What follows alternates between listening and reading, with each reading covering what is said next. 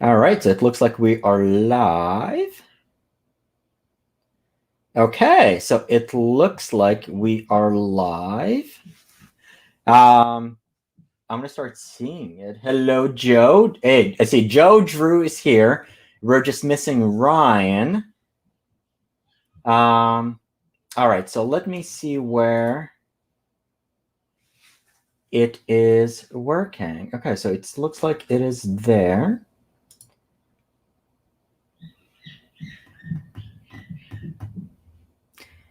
What's going on, people? So I'm just checking one thing. Today isn't going to be an awesome day. Yes! Odyssey is working. Woohoo! Awesome. All right. What's up, everybody? Welcome, Squad Squad, and welcome to Slavguns and day 6 of Virtual SHOT Show. So I know last week we didn't have any live stream. Or was it this week? Or was it last week? I don't remember. We didn't have one earlier. No, it was this week. We didn't have one earlier because scheduling issues. But to make up for it, forget the manufacturers. I'm bringing in 5 of my closest gun buddy content creators, and we're going to be discussing everything that's going on in the gun world. So I'm going to bring them in one at a time, and they're going to introduce themselves, and then going to make a quick announcement of we are also streaming on a brand new platform. We're doing a beta test on Odyssey.com. So go over there. I am going to bring up there we go. So go up to that link and participate in the chat. This is going to be freaking awesome, guys. Woohoo! All right. So we're going to bring them on one at a time. So when it comes to optics, there's only one Dark Lord, and it's Mr. Ilya. So hello, my friend. Howdy, howdy. So who the hell are you, and where do people find you? Well, I mean, I am the Dark Lord of Optics, self-proclaimed. In case you're wondering my everlasting humility, I did not come up with this. I thought it was funny, so I rolled with it. And if you search for Dark Lord of Optics, I'll pop up like a bad dream. Instagram, Facebook, most importantly, my own website, darklordofoptics.com, but I am on YouTube and Odyssey and Gunstreamer and everywhere else where I have an audience. Yes. So, and actually, it looks like I think all 5 of us are on Odyssey. I know. Yes, I was gonna say, yeah, all 5 of us. All 6 of us are on Odyssey. So make sure you join us there. All right. Well, I mean, the basic assumption is that eventually YouTube is going to kick us out, and Odyssey is going to be home. Very cool. So, all right. So the second person we had join us is, I mean, he's kind of American, but he's not. But soon he might be under our 51st state. He wants to be American, and I tried sponsoring his visa. Mr. Alex from our 51st state. Hey guys, how's it going? How are you, my friend? Pretty damn good. Very cool. So who are you? Where do people find you? And what is it that you do? So who am I? I'm Affordable Optics and Rifle Reviews. Well, actually, my name is Alex. I go by Alex. I review optics, rifles, precision rifles. I mean, the name is Affordable Optics, but really, I mean, as you'll, if you can ask Max, it's nothing really affordable lately, but we do still do affordable optics. But yeah, we review rifle scopes, rifles, precision rifles. Pretty much, that's pretty much it. By the way, you can find me on YouTube. You broke the cardinal rule. We don't discuss my name here, or that I will need us. Shh. All right. Next is also one of the people from one of those big square states, Mr. Steven Bullets for Bucks, or as we call him, Mr. Howa. Hello there, folks. So yeah, my name's Steven Bresnaugh. I'm the producer for Bullets for Bucks YouTube channel. We also have Instagram, Odyssey, and a Facebook page, all that good stuff. So go ahead and check us out. It's Bullets, the number 4, and then Bucks, all one word. But basically, I do review content, anything to do with hunting or tactical gear or precision shooting. And do some long-range shooting films, and then also film my hunts as well. So it's kind of a combination of all of that. So yeah, that's kind of what we do about Bullets for Bucks. Yep. And he also has 200 videos on Amazon. Yeah, I started an Amazon storefront and influencer storefront, and been adding a lot of videos onto that recently. And because we always need representation from one of those communist states that's also getting snowed in, we have my friend Joe, Mr. Shooting Gallery, New England. Hello, Joe. Wakey, wakey. What up, everybody? Like Slav said, my name is Joe. I run a channel, Shooting Gallery NE, stands for New England. My channel focuses on anything, gun bills, product reviews, so podcasts. So see Rumble, book, Instagram, Patreon, you name it. It's pretty much every bio of every video. So check us out. Appreciate it. Very cool. And then last, but certainly not least, has been my buddy who's been co-hosting the Virtual SHOT Show, is Derek, also from one of those big square states out there. How's it going, everybody? I'm Derek from Northwest Gun Reviewers. We do precision shooting, precision rifle builds. We do reloading, and all the fun stuff that YouTube doesn't want you to see, we pretty much do on my channel. So, Awesome. And actually, so one thing we all have in common, and now we're forcing Joe into it, is we're getting into long range shooting, precision rifles, and just major pew. I don't think Joe is resisting very hard. No, he's not. Such a pushover. I'm not resisting. It's just, yeah. I'm getting the itch, and I got that Ruger and looking to a precision where people can tell me how bad I suck. So, you know. Oh, pick me. Exciting journey, and who knows? I start off. All right. So one of the things I would say before we kind of get into it is like Derek had this idea. So I guess we're partnering up, I think, anyway, unofficially. But we are planning on going to shoot King of 2 Miles in New Mexico. That's Ilias territory later this year. So I do think we should have like a group get together to see who sucks the least and who sucks the worst shooting wise. I am so happy you added shooting wise. Yes. There you go. Well, if it's optics knowledge, I mean, we all bow down to you. And I mean, what some people don't know is like we know each other. We're all part of this super secret private Discord group for content creators. And I lost my train of thought where the hell I was going with that. But I don't remember. So that's how we know each other from that perspective. All right, so there's a couple of things. So I have a banner for Odyssey. Go there, and also a link in the description. We are beta testing this. We're testing for Odyssey the live streaming capability. So go ahead and there's a chat going. I am actually streaming directly from StreamYard, and we're both on Facebook, YouTube, and Odyssey at the same time. I do get your comments for Facebook and YouTube right on my sidebar, but I do have the chat going on at the same time on my other screen for Odyssey. So if you have questions for these experts, whether it's hunting, optics, or anything related, we do have them here. We will answer them. And then towards the end of the live stream, what a lot of you people are here for is we are going to draw the winner for our Element Optics Helix rifle scope. And it's a really nice scope. So having said that, we have that. Go on Odyssey while we're doing that. Play with the chat. You see we have 8 people watching on Odyssey. That is awesome. And everything looks really, really good there.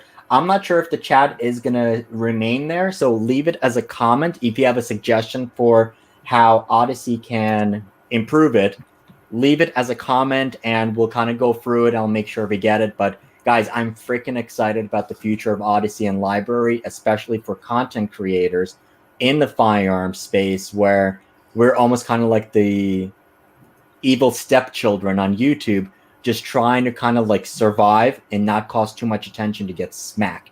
So absolutely do that. Now, the one thing is, so I know some of us have been talking about it. Peter sent me this message on Instagram. I know he was in the chat. HR 127. So it's these, you have Democrats, and we're not going to speak too much about the politics on here, but we have Democrats trying to shove new anti-gun legislation that would make all 50 states be a representation of California and Massachusetts and New York, and we're not going to do that. So fighthr127.com, sign a petition, and that's going to send a message directly to your House of Representatives members. So make sure we do that. And then we do have some new products. I'm going to go through the questions, but since we have everybody as a group here, and I know some of you are limited on time, Steven, what are you most excited about from this year's SHOT Show and new product introductions? And I guess possibly, what are you most excited about? What are you not as excited about? Anything surprising? Go ahead, bud. Well, I don't know that it was really advertised, but I am excited for the new Howa Carbon Stalker because they haven't had any lightweight or ultra lightweight rifles available on the market made by Howa in the United States in the last several years. I think they had the last one that was ultralight was a Howa Alpine model. So this rifle weighs 4 pounds 10 ounces, which is kind of crazy light, fully carbon stock with an aluminum bedding block, I believe, in it. So pretty excited to take a look at that, to try it, hopefully try it on some hunts this coming fall. Also, I'm excited to hopefully be testing out and trying some WOOX chassis. So you can Google either one of those companies and it'll pop right up in your search bar and you'll be able to look at more information. But those are probably the two products that I'm most excited about to test out and practice with this year. As far as like precision shooting, long range shooting, I'm most excited about, the caliber. So the caliber for the Howa Carbon, if I'm looking at a comment here, it's going to be available in all their short and mini actions cartridges, but right now it's only available in 223 Remington, 6.5 Grendel, 7.63 by 3.9, and 350 Legend. But it will be available in like 6.5 Creedmoor and more cartridges down the road. So as far as precision shooting, I'm hopefully going to be taking either a Howa 1500 in a WOOX chassis or possibly a Bergara both in 300 PRC out to hopefully around 2,000 yards this summer, if all plans right. Of course, getting ammunition or ammunition components is really difficult right now. And hopefully I'll be doing that using an Athlon Chronos BTR Gen 2 that I'm also testing and playing around with. So those are kind of my things I'm looking forward to. Of course, I'm looking forward to hunting, elk and all that and filming that this coming fall. And then I have a bear hunting and spring turkey really right around the corner. Come April is turkey, and then May is spring bear, and June is spring bear also. What I'm not looking forward to this year is basically just the political aspect of things, not really anything product wise. The politics are kind of crazy right now, and there's not a lot of, you always wonder what's going to happen or if our freedoms are going to be limited, but that's kind of what stresses me out or makes me wonder what's the future holds. But yeah, those are in a nutshell what I'm looking forward to this coming year. I have tons of also like hunting gear and tactical gear product reviews coming up. I have videos scheduled all the way currently on YouTube, but they're not live, but they're scheduled all the way into August or September with more coming. So I should have 2 or 3 videos every single week coming out. So awesome. Yeah. And that's the one cool thing about the Howas. I mean, so you're Mr. Howa, but one of the first guns I reviewed is a Howa 1500 and MDT chassis. And those, you said 6.5 Grendel, like those mini actions are super awesome. They were supposed to be one of the first companies that came out with a 6mm arc. I still haven't seen those guns come out, but if it's a 6.5 Grendel, we can rechamber that. Right. I imagine there's supposedly plans that they're going to come out with a 6.5 arc. I don't know about in that model, but in some Howa model in the United States. I haven't heard a whole lot really this year. Contrary to popular opinion, they don't pay me anything, even though they should. But anyhow, that's beside the point. But yeah, I don't know exactly all their plans as far as that caliber is. I know that they're supposedly planning on it, but I haven't seen any actual pictures or any information on actual models in 6 arc. Wow. So I was going to go to Mr. Dark Lord of Optics, but I don't know which one because I have 2 squares here. both wearing the Dark Lord of Optics T-shirt.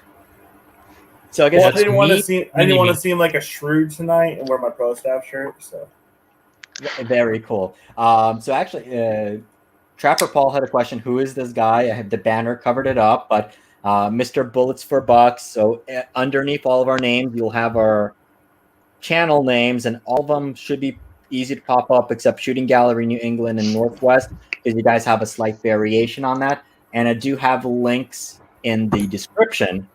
And I do apologize, though. So it's only supposed to be Mr. Dark Lord of Optics and Derek and Joe. And then Mr. 51st State decided to join last minute, and Steven didn't want to be left out of the fun. So that's why we brought him on. All right, so I guess let's go to the original Dark Lord of Optics. We're still missing like 3 people. So let's go to the original up top there. There we go. So, All right. So, what am I most excited for this year? Honestly, I had COVID in December and I spent most of January recovering, so I didn't pay attention to too many things. But there are a few that I'm really looking forward to. I'm sort of a nerdy guy, so you'll see a lot of techie things from me. One of the things I found really interesting is this new Savage straight pull rifle, the Impulse. Go ahead. no one said anything. Oh yeah, I thought you did. Anyhow, straight pull action from a US company is cool. I don't know how well it's going to work. I looked at the mechanism and the lockup and how they're planning to do it. And from an engineering standpoint, it looks sound.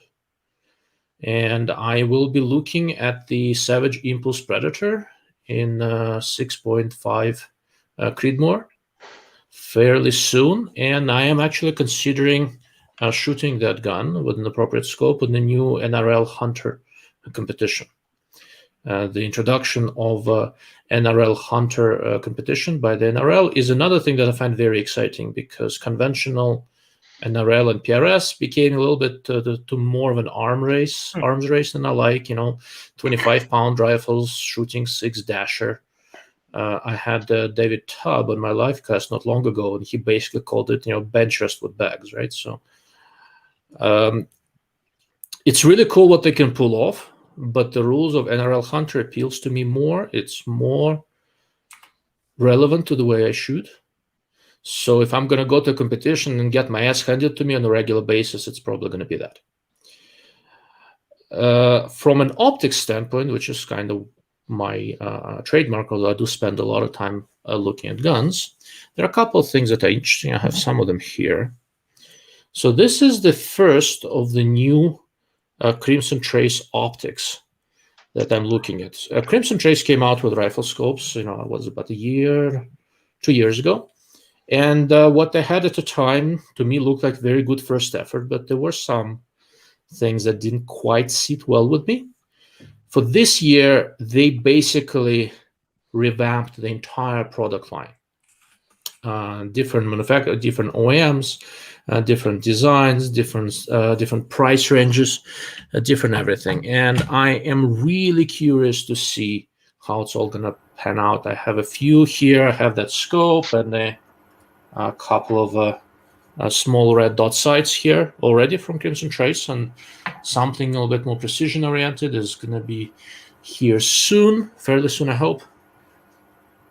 Crimson Trace is an interesting company. Since Vortex and then later SIG barged onto the scene, there haven't been any new entrants that were truly disruptive.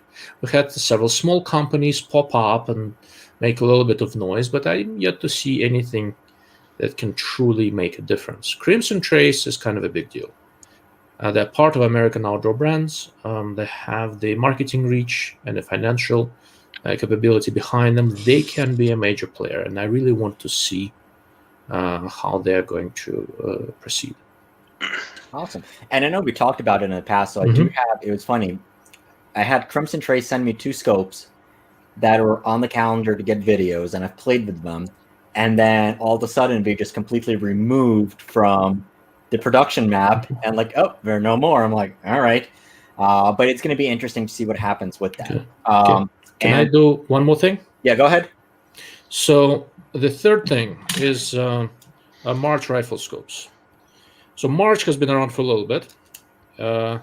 I do a little bit of consulting for them. I design a couple of reticles for them, and they basically ask me questions in terms of what to make.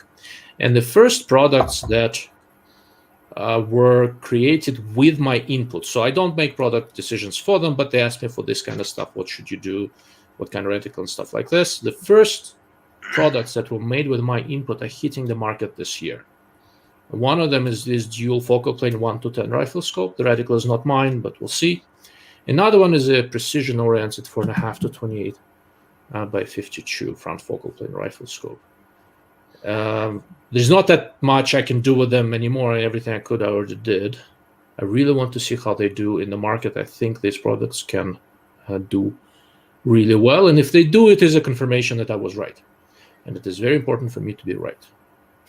Right? And if Mr. Dark Lord, if hold on, if that guy seems a little confident, cocky of himself, it's because he is, but he actually has the experience to back it up. And look at that, raising his glass. So if you have optics questions for real people, we have Ilyan, we have Alex here. We can knock all of them out, and we will go through all the questions. Before I forget, so there's actually a comment on Odyssey that popped up that somebody they felt bad that they missed the Helix giveaway. We'll see possibly for April, we might do another. But we do have, March, but we do have another giveaway that's going on right now. And this is a two-parter. So February giveaway, we're putting together a package, an upgrade package for your firearm of choice from Anarchy Outdoors. And that would include a scope base with a bubble level. Hold on, I'm gonna make myself bigger because I also am cocky. It's a scope base that has an integrated bubble level. These are super duper awesome. You will have your choice of bolt knob. I didn't go red, I decided to go gold. This is awesome. I knew it was going to happen. You have a threaded bolt handle of your choice for any firearm that they make. And something you see on all of my guns now, the pistol grip, the Anarchy pistol grip. Anarchy Outdoors, either Tuxedo or Penguin pistol grip. And this works on any chassis or AR-15s. And what's cool about it, it has the thumb shelf on the side. Really, really awesome. So that is the giveaway for February, and you will see these parts on a super secret but not so secret firearm, hopefully in a couple of weeks, as soon as they announce it. Furthermore, because I said this was going to be awesome and special, you can get additional entries into the giveaway by joining me on Odyssey right now. So go on Odyssey, watch the live stream on Odyssey, or please go visit there. There's the link. And I'm going to put the secret code in the Odyssey chat. And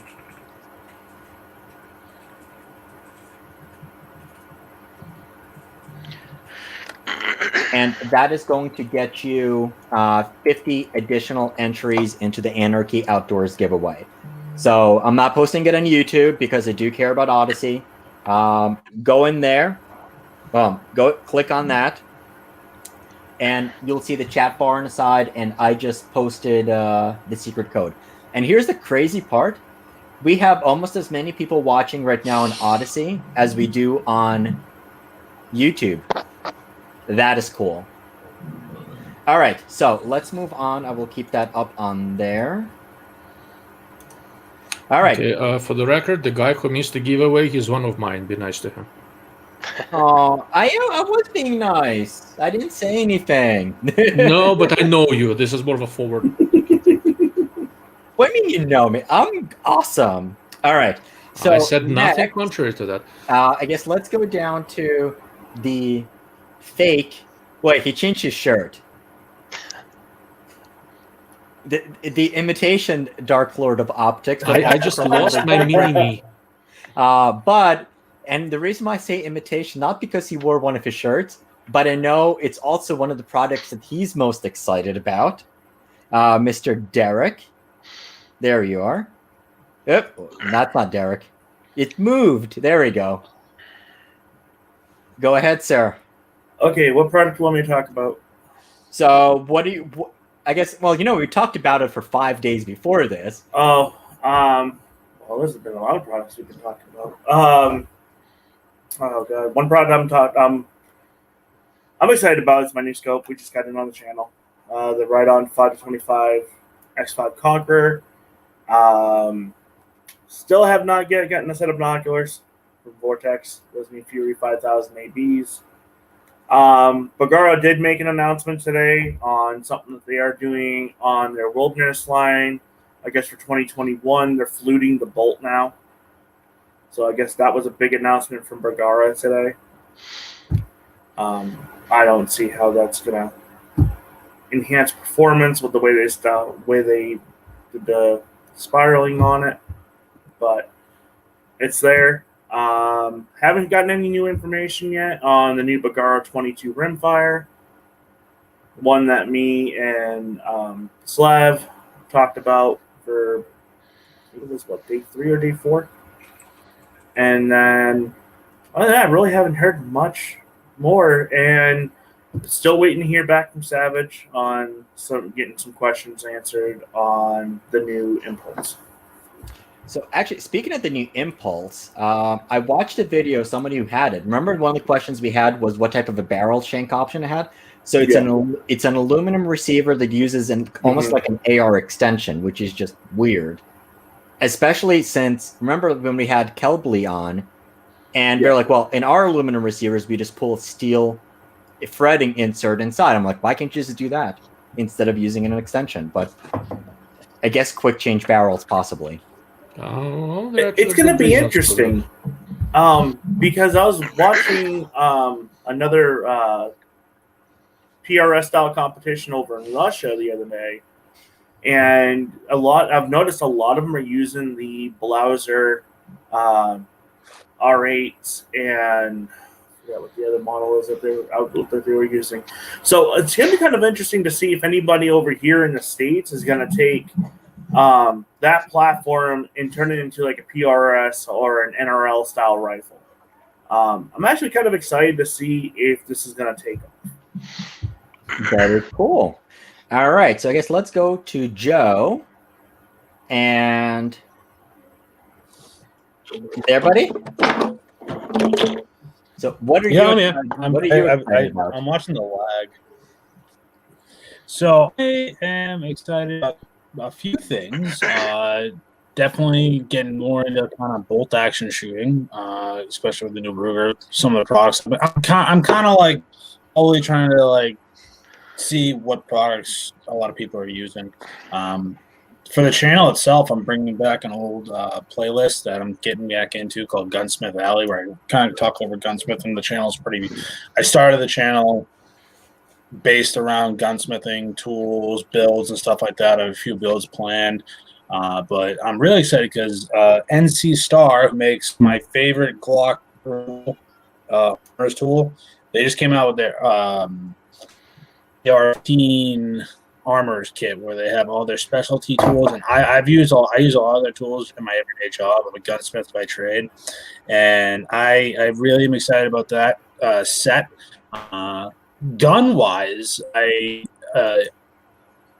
bashed it for years on a do, but the 365, they just announced that they're coming out with a 365 and 380, which that gun makes a lot more sense to be in 380.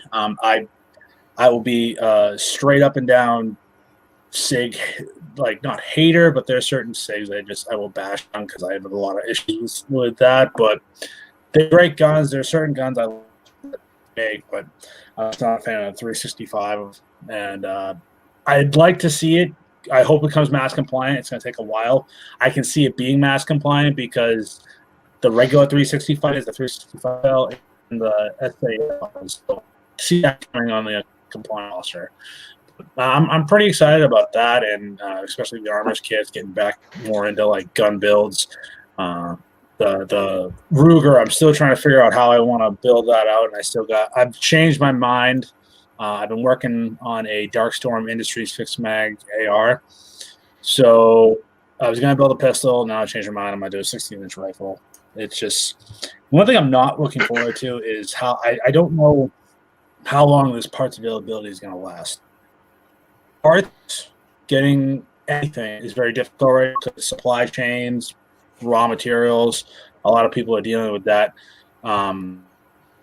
I think, handguards is kind of a daunting task, but I really am hopeful that the availability of parts, ammunition are going to subside. I don't see it happening anytime soon, so that's what's going to kind of hinder a lot of the content. But if I actually reached out to NC Star because it's Vism NC Star. They make a bunch of gunsmithing tools, and I reached out to them because I really would like to check out their harness kit, and hopefully I can get it showcased to the channel and stuff like that. Awesome. All righty. So last but certainly not least, our friend for the 51st state, Alex, buddy, you and your Boogaloo shirt. It's not really for Boogaloo purposes. Actually, in Canada, they named the Proud Boys movement as a terrorist organization. If you believe that. Proud now? Alex, Wow. I'm going to cut you off here and say thanks for flagging this channel for every possible bad thing that can possibly happen. And that is why we're also going on Odyssey.com. And as soon as that is fully launched, the live streams are going to be exclusively on there, because then we'll actually be able to hold a gun and not have the black helicopter circle back. But go ahead, sir. I apologize. I just had to say that. Well, coming on after Ilya and Northwest Gun Reviewers and everybody else, you guys mentioned already the ones that were really interesting, like the Savage straight pull. I'm actually considering getting one for review, and 6.5 Creedmoor is exactly the one I'm looking at, and the Predator is also the exact model I'm looking at too.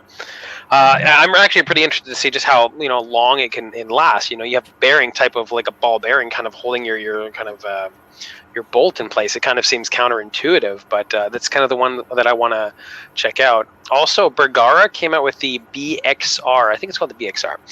So they had the HMR B14, but the rimfire version out for a while. But obviously, that's in Canada. That's still like $1,400. So you can get literally the one in 6.5 Creedmoor for the exact same price as you'd pay for the rimfire variant. So it kind of leaves a lot of people like with the sour taste in their mouth with that much of an expense. So they came out with the BXR, and I think it's not quite the same barreled action, but I'm probably going to pick one up. They're about, I think, $800 Canadian. No, they were $700 Canadian. So in the States, they're probably going to be around like $500, which is much more reasonable than what we pay. So I'm pretty excited to check one of those out. And obviously the Crimson Trace Hardline too. Those ones look pretty cool. The specs on them look pretty nice, and they're on my list. Yeah, so that's pretty much what I'm looking forward to for the new products for 2021. Other than that, it seems like they're pretty slow. Like all the companies seem pretty slow at releasing whatever they're coming out with. I mean, just the Bergara came out with that about 3-4 days ago, I think. And Savage, I think that was like a month ago. Then again, that was the beginning of the year. So I guess they're going to be gradual throughout this year. Very cool. All right, so let's actually go back through. There's a bunch of questions, and since I have all you bright minds here, I want to make sure we cover this. So one of the things that was quite interesting is 6.8 Western. So I know Derek and I have beat this horse already for a while. I know Mr. Ilya there was kind of beating on it, and he's really excited about this one. And I know Steven was as well. So actually, guys, Steven, Mr. Bullets for Bucks, and his channel name is exactly as it was, Bullets for Bucks. He had to run, but he might come back. But go ahead and subscribe to him. I'm going to leave some of the hunting questions for him, because he's probably the resident hunter in our group. And he was kind of excited about this one. But Ilya, go ahead. What do you think of 6.8 Western? So, from a technical standpoint, there's nothing wrong with it. It's a perfectly reasonable caliber, and it is 270 to 70 WSM done right, but they failed with 270 WSM. So I'm not convinced it's going to be terribly different with this one. It is a weird caliber, and they are positioning it in a little bit of an odd way. in the sense that it is perfectly capable, but to 70 does not quite have the variety of long-range bullets that 6.5 and 7mm have. Mm-hmm. And this is supposed to be a cartridge that's accurate and designed to behave nicely at slightly longer distances. If you're not going very far, I'm not entirely sure this one makes too much sense. Fundamentally, its success will depend on one thing and one thing only: how well and how intelligently the factory supports it. And if you want to know how to do it right, look at how Hornady introduces calibers and how they promote them and how they support them. And this guy's going to go pretty much head-to-head with 6.5 PRC. And I hope it does well. I like variety, but if I had to put my money on something, it's not going to be 6.8 Western. Yeah. So, Derek, did you have any more thoughts on this, or Alex? Here we go. Actually, hold on. We have Steven is back on. Steven, 6.8 Western. I know we talked about this. Yeah. So I haven't heard a lot about it. I'm a little bit interested in testing it if I can acquire the ammunition in a rifle. I'm sure a rifle would probably be easier than the ammunition right now with the current ammunition shortage. But I mean, it looks promising for a hunting standpoint. But like everything else, it is part of marketing. There's plenty of other things that work on the market for hunting. Yeah. So I know, cartridge-wise, it's a really interesting design, and it's basically their whole marketing aspect behind it is, I don't have the other sheet. So heavier bullets than 6.5 Creedmoor, 6.5 PRC, and 270 WSM, more energy than 6.5 PRC and 7 Rem Mag, but yet less recoil than 300 WSM, 300 Win Mag, and 300 PRC. It makes sense, and I know a lot of it is marketing. My question mark is, so we have 3 factory loads from Winchester plus 1 from Browning, which Browning ammo is made by Winchester, for those that don't know, and Winchester guns are made by Browning rifles. Well, they're made by Morocco in Japan, but yes. Yes. Well, smart ass bastard. Now, do we know where the steel comes from yet? Come on, let's keep the line going. There you go. Browning, Winchester, and Hauer are all made in Japan. Yep. So it's going to be the question mark. We're going to have ammo. It's going to be a question how much of it is going to be available. But for hand loaders, it's going to be basically the questions of cases, getting brass for it, and there's still a lack of 6.8 bullets when you can just go to 7mm and have a whole bunch of choices, or go down to 6.5 and have a hell of a lot more choices, or go to 338 and be a man. Okay. Do you want me to tell you the biggest reason why 6.5 Creedmoor was as successful, as fast as it was? Marketing? No, not just marketing, money. Hornady precision factory ammo in 6.5 Creedmoor for several years after its introduction was cheaper than 308 Winchester precision factory ammo. That's it. Yep. It's basically Hornady subsidized the caliber. Yeah, I think that absolutely. The timing is terrible. And that's the same thing with and subsidizing calibers. That's why 6.5 PRC and 300 PRC. So I know, Derek, you're a fan of 338 Lapua, but before the pandemic, 300 PRC was $42 a box. Yeah, roughly. 338 Lapua was $90 a box. For essentially, and if you're a hand loader, it's not that much more expensive. It's just a slightly different bullet, a little bit more powder. Brass is basically the same size, but it was a lot cheaper. And before this whole pandemic thing, I was reloading 338 Lapua for about $1.30, $1.42 a round. And for 300 PRC, I was loading it for about 73 cents to about 80 cents a round. Yeah, and I was getting 300 PRC ELDM factory ammunition for as low as $32.99 a box. That was online though. Yeah, so it's going to be interesting with 6.8 Western. I know it's higher case capacity than 6.5 PRC, and I love 6.5 PRC. I know Steven loves 6.5 PRC. Derek is almost there. Alex, didn't you have a 6.5 PRC as well? Or you were looking into it? Yeah, I mean, I'm looking into it. I'm planning on getting one, but at this point, I don't have one. I'm still on the fence. I just haven't chosen the right rifle, and I don't feel like spending, $2,000 Canadian on another rifle. It'll happen, but just not yet. But but even though all of the questions at 6.8 Western, I still want a 6.8 Western. I want to try it. I want to shoot it. But I think that's the gun guy in all of us. Yeah, I mean, it looks like an effective, fun cartridge to shoot. Was it 100% necessary to have? Of course not, but once again, still fun to play with and look at. I think it'll do a good job on big game such as elk and whatnot. So can I can offer agree with that. another reason why it's a good idea? Yeah. Having nothing to do with the caliber itself or with Winchester. Yeah, go ahead, bud. If you go looking for ammo right now, oh, by the way, I have to brag. I received 3 boxes of 6.5 Creedmoor in the mail today. So in 6 months, I'll be able to trade this in for a nice new Cadillac, probably. Wait, hold on. Anyhow, You know what I got in the mail today? I got a box. That's see, but the ammo went to me, the box went to you, yes. It was a marketing piece from Hornady. I actually got some stuff from them.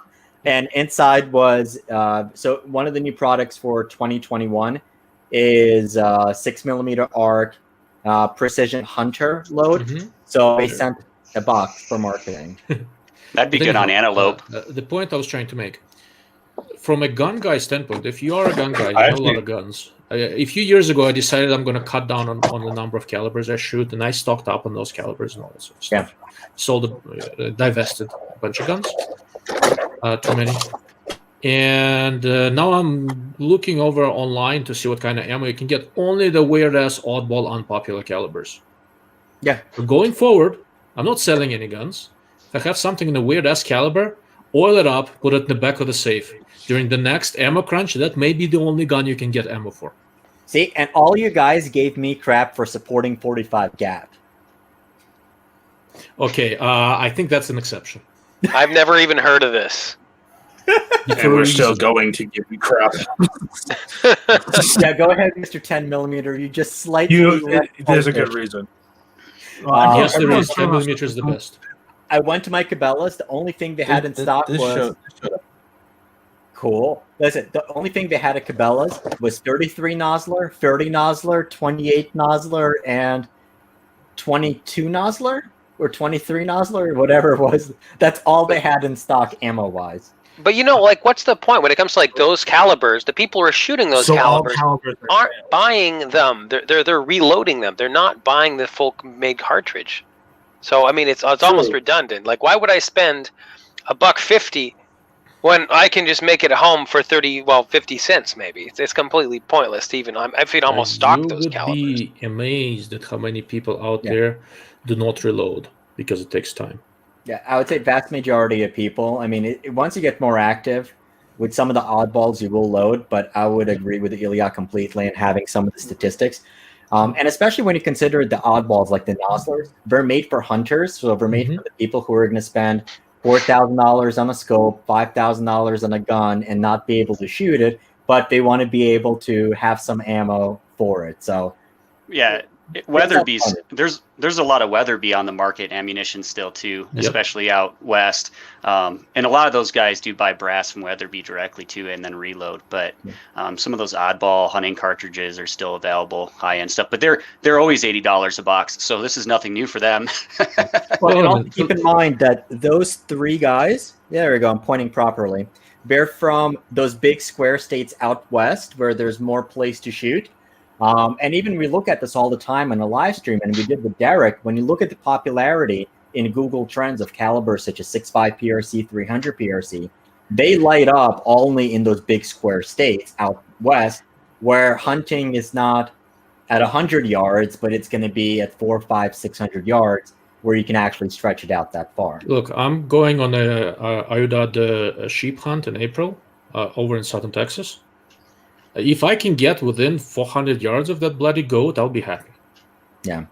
And it's probably going to be a longer shot, and I'm going to go and freaking practice with that exact gun, with that exact scope. So between now and then, every time I go shooting, I will be, in addition to what I'm doing, they will be 20 careful rounds fired from that particular gun, that particular scope. Because that ain't going to be an easy shot going, 40 miles per hour wind, 30 degrees down, and that's some weird ass thing with big horns. Cool. All right, so I think we beat the 6.8 Western down to a pulp. So now let's talk about 6mm arc. I'm kidding. We're not going to go there. I do want to make sure we go through the questions. Okay, may I make a 6mm arc comment? Yes, go ahead, sir. Go make. So I went to Cabela's and I found one box of 6mm arc, and I bought it. Now that I have a box of them, I'm going to build myself a 6mm arc gun. That's you know what I found in my Cabela's? 6mm arc dies. Wow. Yeah. So actually, Hornady did send me stickers, but they did have so Hornady does have the product 2021 brand new products. Mm-hmm. Here we go. So one of the big things we're pushing is 6mm arc. That is in there, but we can talk about that later. And that's probably why the cartridge is going to be successful, just like 6.5 Crit. Oh, plus the cartridge is awesome. Well, I know that guy. Well, that guy's going to do a 6 arc. That guy's going to do a 6 arc. This one's interested in 6 arc, and then we'll get the two all the way over there. We're going to do 6mm arc as well. Because is Sauer coming out with a 6mm arc? Because I think they work a lot with Hornady on their rifle development, but that would be a bolt action. I don't know Sauer. So officially, what we're supposed to have is Mossberg, Savage, Howa. So Savage already rolled them out. Howa said that they were going to, but they pushed it back. Mossberg was supposed to have them in the beginning of the year, but they're going to do it a little bit later this year, but they're definitely doing them bolt guns. Ruger, possibly. Well, let me rephrase that. Ruger has made 6mm arc guns, and they're the ARs that were demo guns for a lot of the media and writers. But officially, they're not making them. However, on the down low, if Ruger was to make a 6mm arc, it would be fairly easy for them to do it, and we'd probably see it in the Ruger American and an AR-15. Okay, so we got that. All right, Drew, going to be a good show. And who won the Element Optic Scope, Ryan or me? I hope I raffle didn't have Biden running it. No, so if Biden was running it, wait, hold on. I don't want to have this shut down for disputing election fraud. If Biden was running it, your chances would go up substantially. No, so actually in about 12 minutes, I'm going to draw the winner and then we'll continue on with the questions. Okay, so this is a question for a couple of you are familiar with. Have you tried Zero Tech scopes? No. It was Zero Tech. Nope. Not yet. Is that a real brand? I asked you about this yesterday, buddy. I don't know if I've ever heard of it, have I? They're out of Australia. Yeah. Yep. Oh, there we go. Yeah. Alex, No, go never ahead. heard of them. I've tried reaching out to them, while but I you're haven't heard pulling about it up, take a look at their advanced scope, the 4.5 to 27 that resembles an Athlon Ares BTR. I was just gonna say that it's like pretty much the exact same specs if you kind of look at it. I mean, I think it has more internal adjustment, but yeah, I'm pretty excited to look at it though. I got one I think on the way for the next few months. So yeah, it's got a zero stop. Apparently good glass. So we're gonna see about all that. And how much internal adjustment did they say it has? What did you say this is like? Athlon Ares BTR 30mm. Okay, BTR Gen 2. Okay. Yep, BTR Gen 2. The eyepiece shape is sort of characteristic, yes. But the turret looks a little bit different. I would say the turret looks almost identical, from what I remember it. Yeah. Look, so if that's the case, it's a perfectly decent scope. Okay. Okay, so hey, it's the other Slav. He's cool too. Okay, probably one of you. He's a Canuck. Yes, he is. Alex, go ahead, say A or whatever that you guys say up there. We don't say A. That's a myth. Actually, it's been debunked. I got a fact checker from Facebook to tell me, and it's total myth, guys. We don't do that. Oh my god, that's awesome. Damn straight. Hello, Peter. Good seeing you. And we did cover HR 127. Make sure you do that. All right. So you have Friends of Ilya are here too. The Iliad. All right. Okay. Odyssey. Wait. So speaking of Odyssey, Joe, have you done? I know all the rest of you are on Odyssey now, and the accounts are synced over. Are you on there now too, or no? Yep, my account just synced last night, and I haven't like logged on to see like the the interface, but another that we have. I'm excited for it. Hopefully it works out. Maybe if I do certain build, if I start building a lot more guns this year, a lot of the actual tutorials will end up on Odyssey and Gunstreamer and Rumble and stuff like that. Rumble is the only one that I've been very slow to get my content on because it's just you have to individually upload. It's a lot free, but it's gonna take a while. Cool. So, question for you, Joe. Are you looking at maybe putting your rifle into a chassis, or are you going to put it into a aftermarket stock?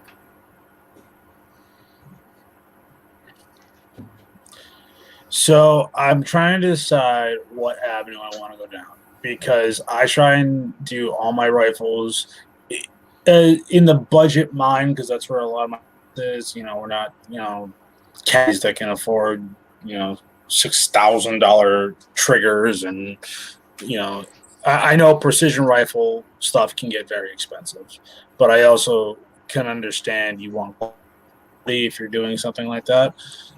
So I'm toying with a couple ideas. I like the idea of the MDT. I was talking with Aaron from Anarchy Outdoors, and he was telling me to look into the Magpul Hunter, but I'm like, that's not really precision. That's just an upgraded aftermarket stock. So I was looking at the MTTs. I was looking at others, but it all depends. I'd like to reach out to MDT, see if they want to, send it, let them know what I want. My big thing with is the optic because it's going to be the most expensive because I don't buy,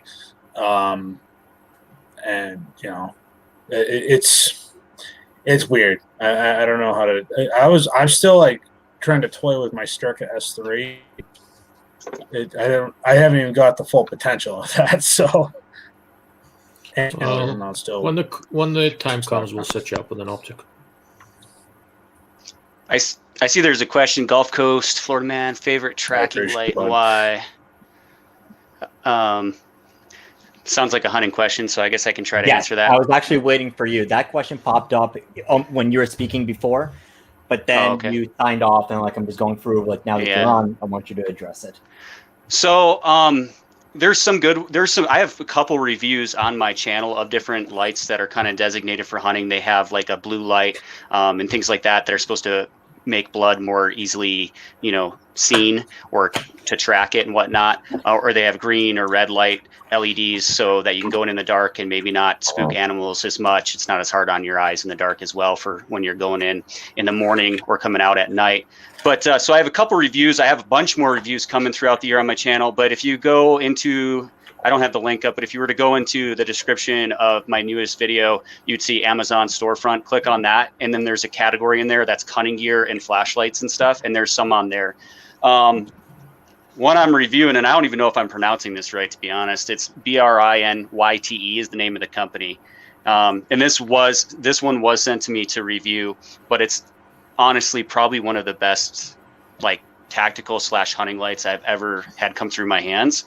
And it's the T18 Artemis. It's got a red light, green light, white light, IR light, and I think a blue light. It comes with a bunch of LED modules, but that one's not a bad one to look at. Also, probably if you're looking at something a little bit more expensive, over the $100 mark, but you're looking for really, really good quality, ask Armament System and Procedures. I think I said that right. But asked, the company sells a, what is it called? Spectrum DF is the name of the flashlight. And I don't think that one's for sale on Amazon yet, so you might have to find it on a different website to buy it.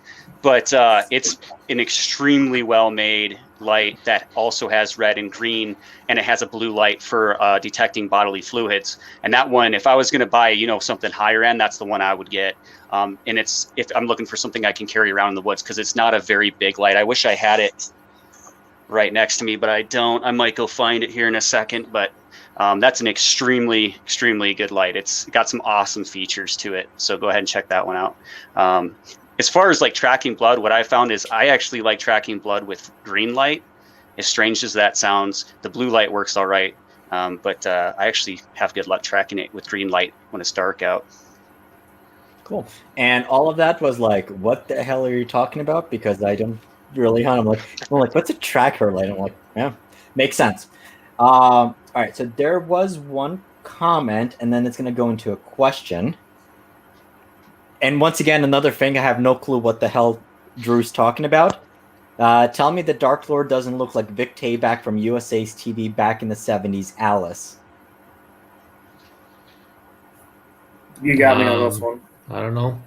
I have Somebody no idea what Google that it. is. Tell me if it's a compliment. I was going to say, I think a lot of us in this chat are a little bit too young. See, we're all young, including the Well, Dark I think Lord. I'm the oldest on this chat. So somebody's going to Google that, and then here's a question either for Alex or Ilya.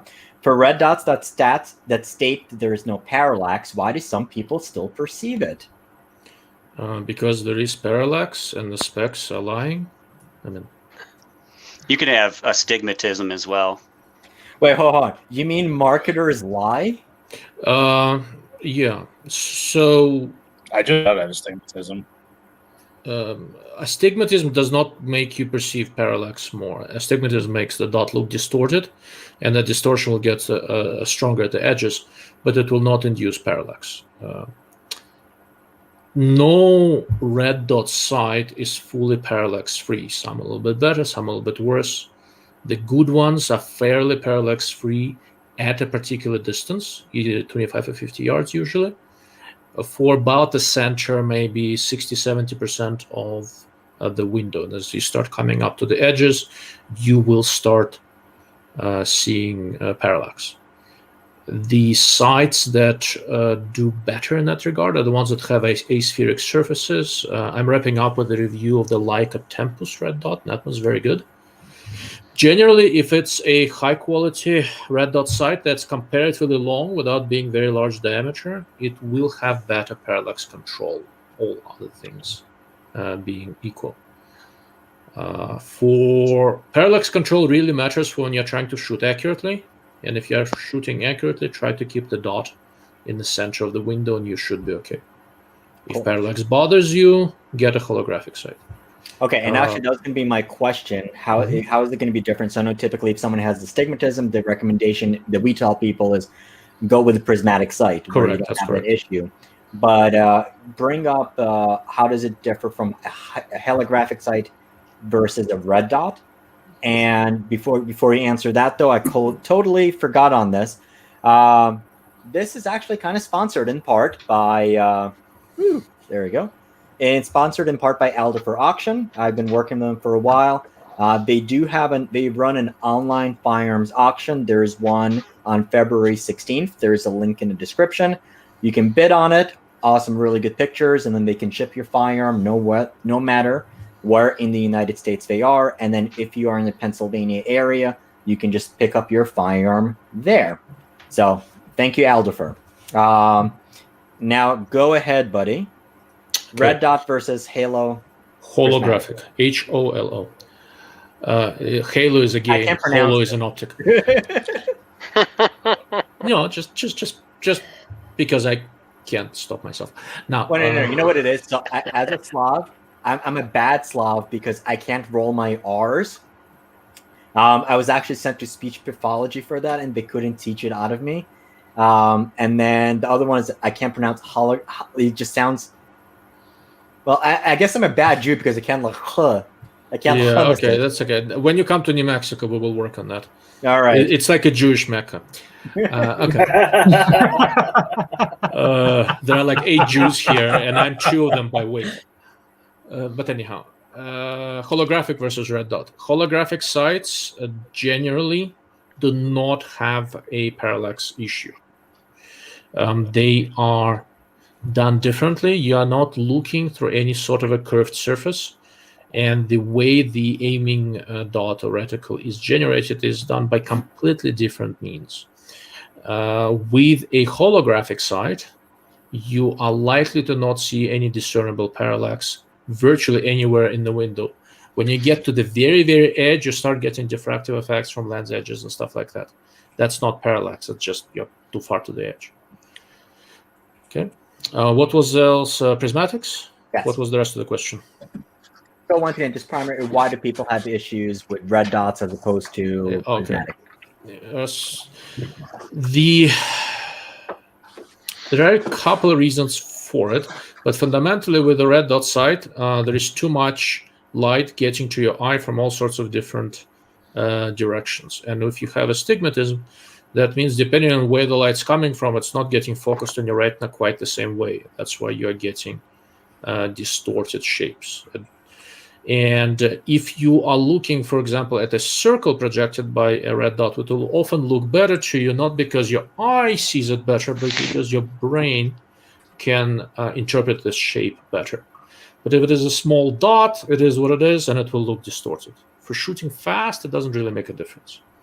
The way prismatic scopes look like, the beam coming to your eye is tightly controlled by the optics, by all the curved surfaces in a scope. Prismatic is a scope, even if it has unity magnification, and it generally plays better with astigmatism, and also quite a few of these have adjustable eyepieces. So whatever focus irregularities your eye introduces can be, to a significant degree, be corrected by the eyepiece. Now, if you do have astigmatism and you have a conventional rifle scope or prismatic that has super brightly illuminated dot, you can still have some issues, because basically when there's just too much energy, you start having variations. But with prismatic scopes and edged reticles, you don't see this very much. Okay, make sense? Yes, it does. Thank you, sir. Absolutely. Anyone else want to add anything else to that? Apparently not. You people. So we're going to take this question, and then I'm going to do the winner, and then we'll go back to the questions. So what do you guys think about the Sig Cross recoil? Mine's been back to Sig once and still waiting for the recall to get fixed. And Ilya, your camera. Probably battery died, I'm assuming. Yeah, I think so. Hold on. So, you guys familiar with the Sig Cross and the recoil? Yes, This is actually, the first I've even heard of it. I played with the Sig Cross when we got one in at the shop. Yeah. And like 4 days later, it was gone. We had to send it back because of the recall. Very nice rifle. Really impressed with the way Sig made it. I really think they should have came out in a few more calibers option, but they came out in the big, I want to say the big three. So, but really nice rifle. I hate it when Sig does this because they were never like this. They used to be the company that would test everything before they put it on the shelf, and now they're just sending it out and let's let everybody else test it. So, Yeah, and yeah. so, go ahead, I'll Joe. add to that. So David, in the past, probably 5-6 guns, where the consumer, they need to get off this bandwagon of the consumers. That is, Joe, your audio is the breaking up, idea- buddy. Can you hear me? It was No, just we breaking can't. up. Better. Go ahead. Yeah, go ahead. Say that again. All right. The idea of the cross was really good. The calibers, obviously, like Derek said, they got the big three. All right, cool. For what that gun was, it should not have had to have a recall this early. You saw it with the 365. You saw it with the MPX. There's technically 2 generations of the MPX rifle. They need to stop making consumers beta testers. And if they want guns that are supposed to be trend setting, and again, great ideas, it's going to kill the market. Make sure that thing's tested once it comes out of the. They say, look at High Point. They haven't released the Yeet yet because they're still making sure it is like to their standards. Everyone wants to rag on High Point, but they're taking their time and making sure that pistol's good. But SIG, with a much more established lineage, I personally feel shouldn't make their consumers beta testers. All right. So for those not familiar, I know Alex said I didn't know there's a recall. Nothing Fancy did a video maybe like a month or two ago now, where he was testing one of his friend's rifles, and depending on if you slam the bolt, it's going to be a dead trigger, and then it just goes off when you just slam the bolt down. When you press it down, it just goes off. Actually, no, it went off on the bolt lift. Well, there's also a big trigger delay too. Yes. Yeah, that's the one I was talking about. So they are recalling that. Cool, right? We played. So Alex and I played with it at SHOT Show when we did the interview with Peter. Yes, that was his name. When we were looking at the SIG BDX scopes. Now, I will have to. I'm not a SIG fanboy, but I do kind of have to defend him a little bit, because you can't compare him to High Point, because High Point produces two guns, and the one that they introduced has been, what's it been now, 2 years now since the Yeet cannon. How long have you been trying to introduce that? Versus SIG, that is producing how many numbers of firearms? Now, to be fair, their QC did drop off once they moved a lot of the production from Germany to the United States. But, and I mean, pretty much every new introduction had issues. The 320, the 365, the Cross. The big problem is the SIG's trying to be something that at the time, but they weren't. They were trying to be one of the top manufacturers, like Smith & Wesson and Ruger and Marlin, Winchester, and everything else, because they were still small. They were a small factory in Exeter, New Hampshire, for the longest time.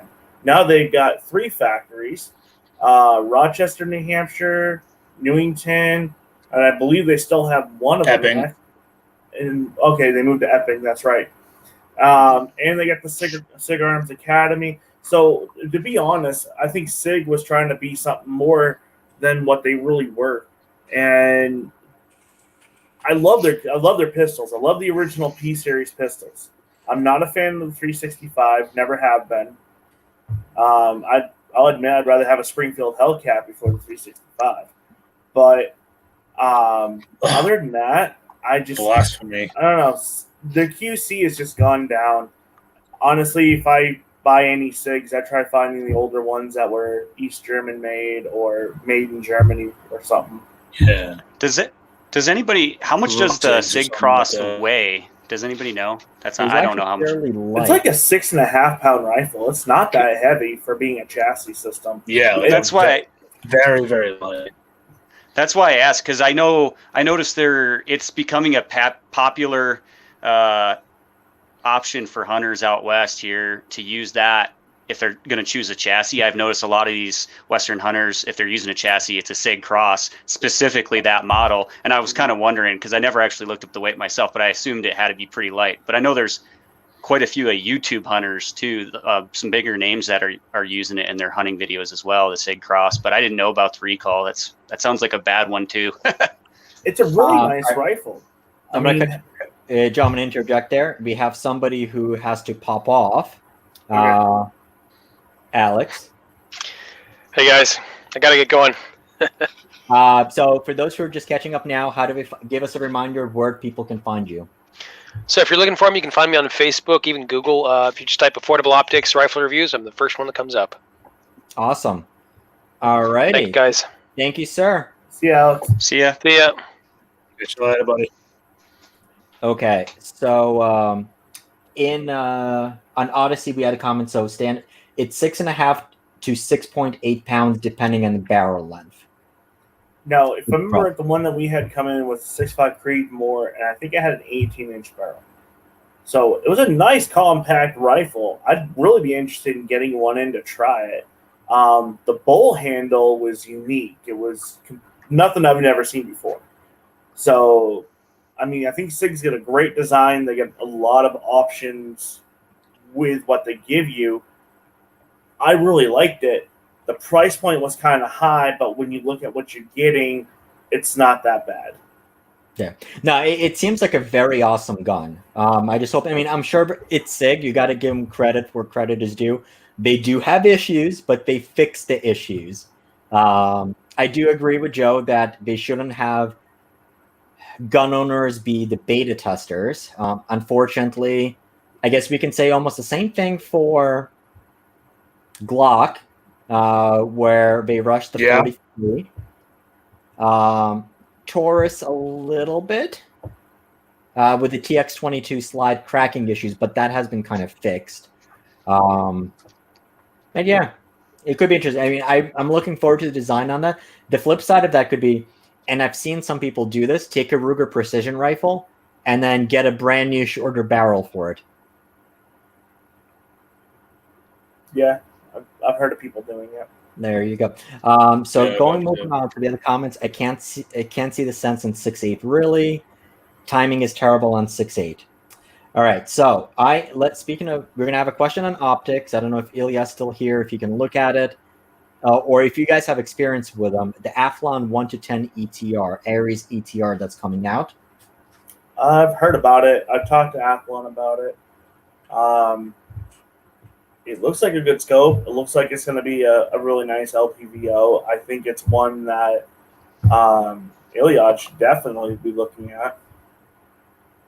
I think it's going to be really comparable up there in the higher end area, close to the Chronos and the Razors and stuff like that. Yeah, I don't know. I mean, I have an Athlon Ares ETR, but it's a high-powered, 4.5 to 30 power or something like that. So, I mean, that's a very nice scope. So I assume that the Athlon 1-10 would be a nice scope, being an ETR. But I think the ETRs are all made in China, if I remember correctly. Although, like I said, mine's been one of the best scopes I've ever had. So it is what it is. But yeah, I think the ETR line is in China. I think the only ones that aren't made in China are actually the Chronos. Yes. Made in Japan. Yep, it's just a high end. Everything else is Chinesium. All right, so speaking of Chinesium, speaking of scopes, although the other comment wouldn't be there, let's do the winner for the giveaway. So I am going to share my screen. We gotta make sure Drew's here. Yeah, Drew, Be here or not. you should be here. All right, so we had a whole bunch of people enter. Reporting. Okay, actually, no, winners. Okay, we're gonna draw one winner and one winner only. All right, so I'm gonna draw it so you can kind of see it, but I'm then gonna remove this in a replay because I don't want someone's email to be public. All right, we have one winner. Anytime. There's 1,852 potential users that can win.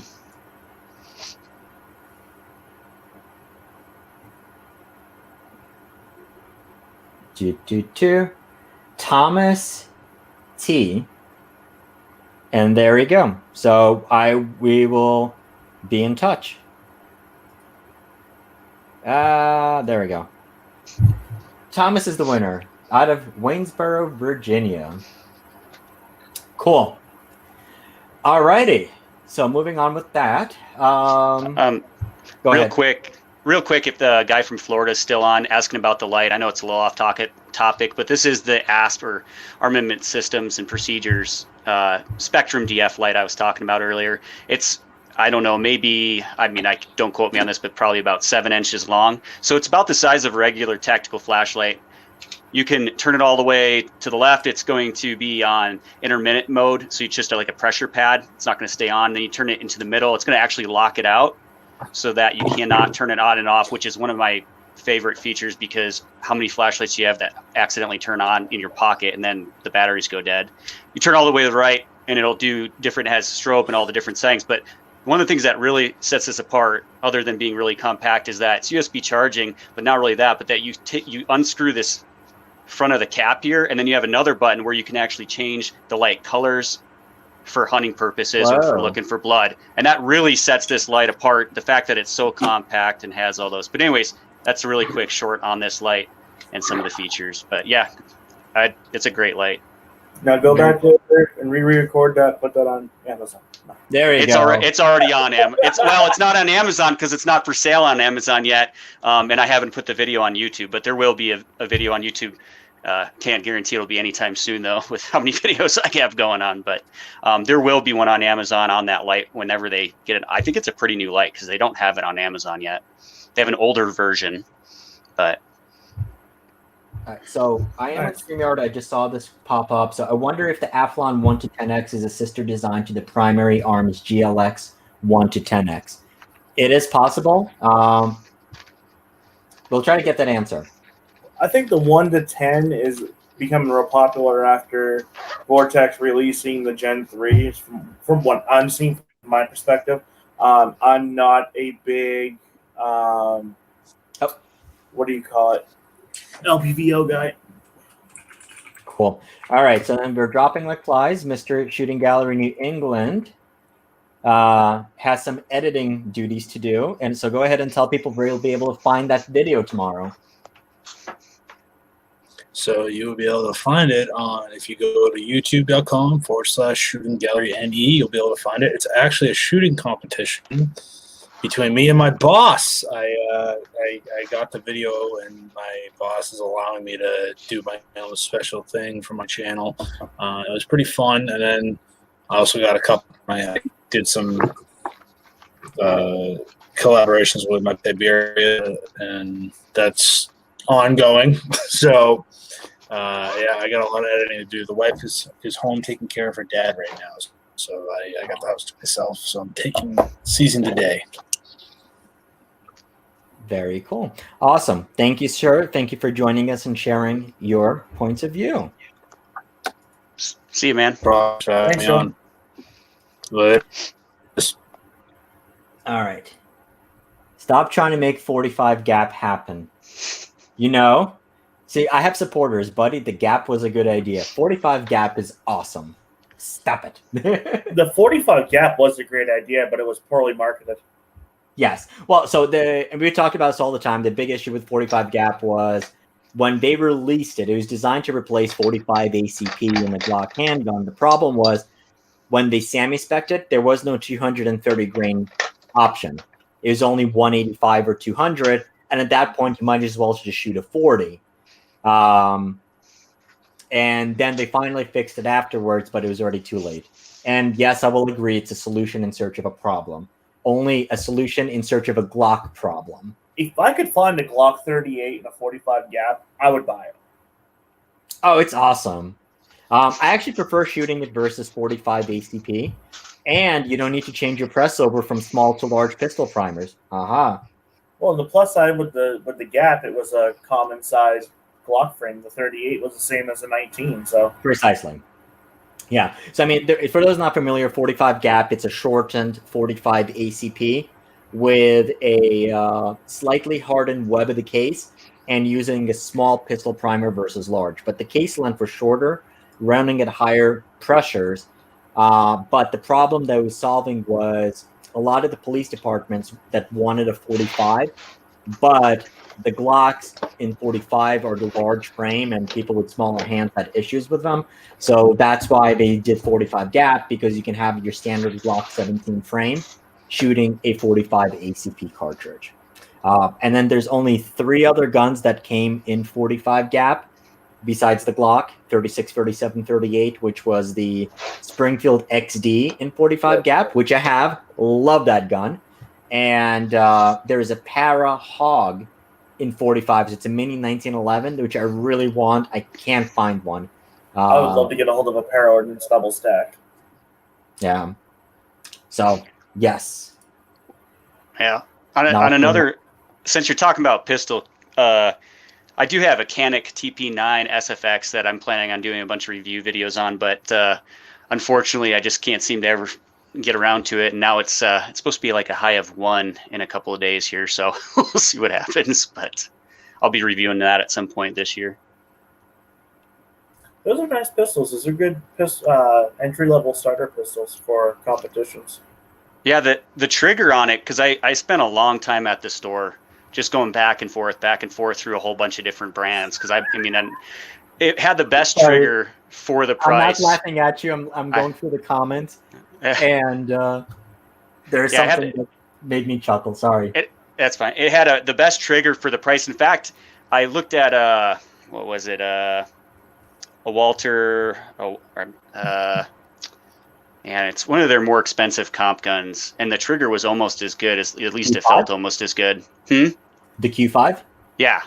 And I was comparing those, and it seems like it has a lot of nice qualities and features for being the price point. So I mean, yeah, I'm gonna give it a try and see how it does throughout this year. They're awesome values. They're really, really good values. That's a different conversation. It's a really popular gun in USPSA. Very popular gun. It's for people who can't afford a CZ. Yeah, and I was looking at a CZ, it's an awesome gun. It's a fantastic gun. No, I was actually like, my dream gun for years was getting a CZ Shadow or something like that. But after looking into the safety features that aren't on those, basically, and the fact that I might want to carry the Canik on duty, yeah, I was like, that made my decision for me. It's like I couldn't get both, right? Basically, you have to meet certain criteria, safety and stuff, and it wasn't available on the CZ. But I do still want to get a CZ eventually. I have some Czech heritage in me, so I definitely would be cool to have one too. But and the Shadows are fantastic guns that compete with a CZ SP01 Shadow. The first one, I didn't get the Shadow 2 yet. But I mean, I'm glad you brought up the on duty aspect of it. I mean, there is a person who if you take a look at the high national level matches for USPSA, half of the people shoot CZs. Unfortunately, there's somebody who died. Was Card Shark? If you're in there, you talked about this. So I think it was like 2 months ago or 3 months ago. An RO died while running a shooter. So a competitor was trying to holster the gun, missed the holster, the gun dropped, went off, hit the RO behind him, and he passed away as a result of it. I mean, we're definitely not dropped. Yeah, there was too many. I mean, they're great for competition, but yes, it's just not meant to be a duty gun at all. And a TP SFX isn't necessarily meant to, but it's kind of a cross between. You can do both with it. You can compete and you can carry it on duty because it has all the features you need. So it hit the sweet spot. And looking at the store, the only thing I've heard negative about them, which I haven't had any problems yet, but I barely shot it, is if you're shooting mine's a 9mm, the one I got. And if you're shooting, 115s out of it. Sometimes it doesn't want to eject all the way. I guess the spring on it's really, really hefty. And if you compare it to like a Glock or something like that, it does seem to be beefier. I don't think that's a bad thing. It just has to be broken in or shoot a little heavier bullets or whatever for a while. It's also meant for competitions, and most of the people are going to be shooting 147s or 124s. Almost nobody shoots 115s. It's a little too snappy. Right, and I bought a bunch of 115s because of the shortage, because I could get my hands on them. So now I'll give it a good test with 115s because I have a ton of them. But cool. I couldn't hardly find anything heavier. All right.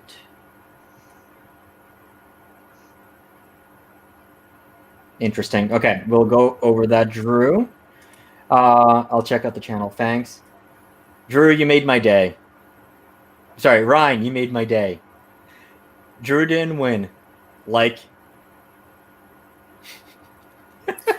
was laughing at that earlier when I saw it. Thank you, Ryan.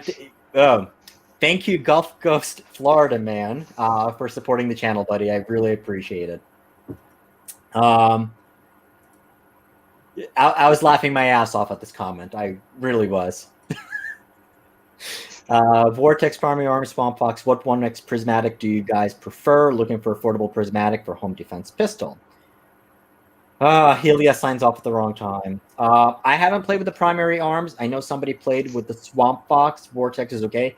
The only experience with prismatics I have is I have a 3X sight mark, which I like. It's nice and super beefy. Either of you guys play with them? I haven't played with any made by those manufacturers and it's nope. And then he's saying for a pistol, is that what he's saying? He wants it for a home defense pistol.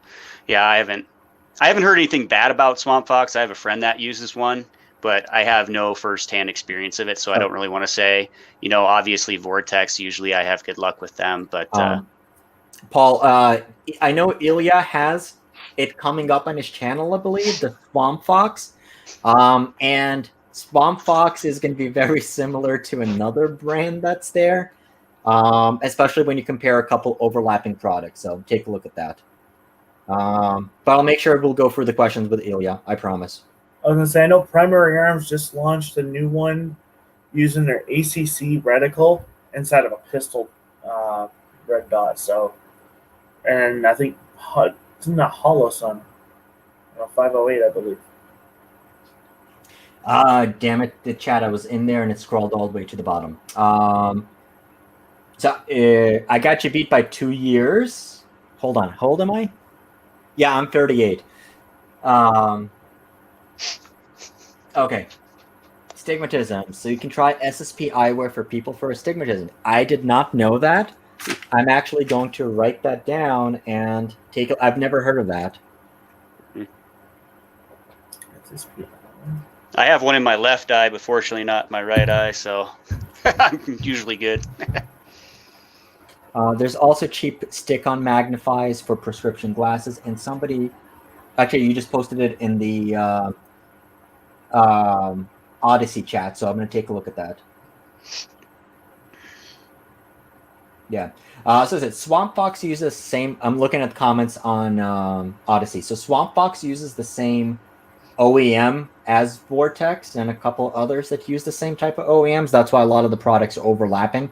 One of the things in the optics industry is if you want to go into the optics world, you can literally just go to one of the OEMs and be like, this is what I want. And they'll slap your name on it for you. Yeah. Out of the ones that they mentioned, what was it, Vortex, Primary Arms, and Swamp? I wouldn't go Primary Arms, but that's just me. I've had some of their stuff, and it didn't work out good for me, but it's my opinion on it anyway. Drew, thank you, buddy. See, people are loving this. You know what? This is awesome and exciting how today's turning out, and we're not even going 3 hours. I do want to say, oops, sorry. I do want to say something with the SSP eyewear. I'm on their website right now looking. Rogue Banshee actually just did a set of shooting glasses that are prescription on his channel last week. It's actually a really good video because I'm actually looking at getting a set for myself.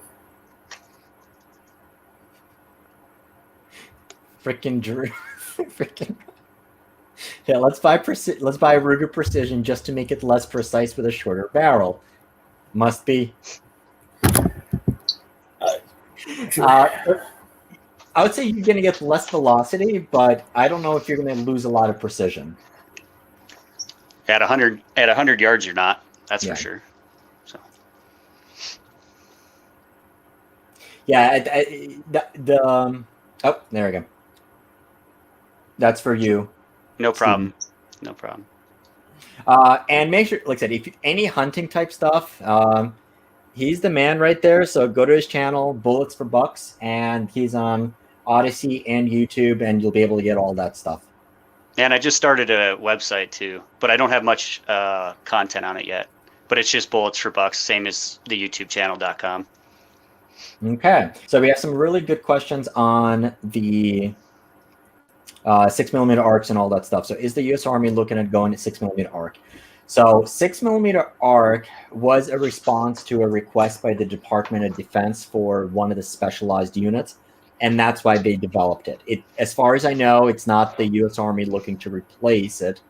And the conversation goes, I thought it was 6.8 caseless. So the 6.8 caseless was for the light, you guys would know, but light duty automatic squad weapon, right? Yes. What's that contract? I don't even know. I know what one you're talking about. Yes, the 6.8 caseless was made for that. It was made to replace the 308, the 7.62 by 51. It's supposed to produce the same amount of ballistic energy, less recoil, and be able to stay on target more. Okay. Oh, so actually, I was going to say on this, there's also that's where the 277 Fury. So that's where you have a lot of the 6.8 calibers coming out, partly as a result of that. All right, is Beretta 92X full size a great gun? Ooh. So how many people are we going to piss off with this one? I'd just rather have a 92 with the Wilson Combat. But the 92X is nice. The 92X looks really, really good, and a friend of ours is JJ Mercaza, who's competing with one, but he can shoot well with any gun that you give him. I think the 92X is trying to make a competition gun out of a gun that was not designed to be a competition gun, but they are inherently accurate with the barrel design. I always was a fan of the 92s. Just freaking loved them. But almost the same thing. It's kind of like the same thing for me as a SIG 226 and an HK P30.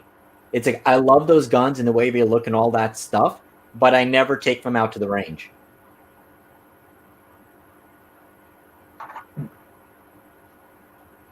And I don't have any thoughts on it. People, you should know this.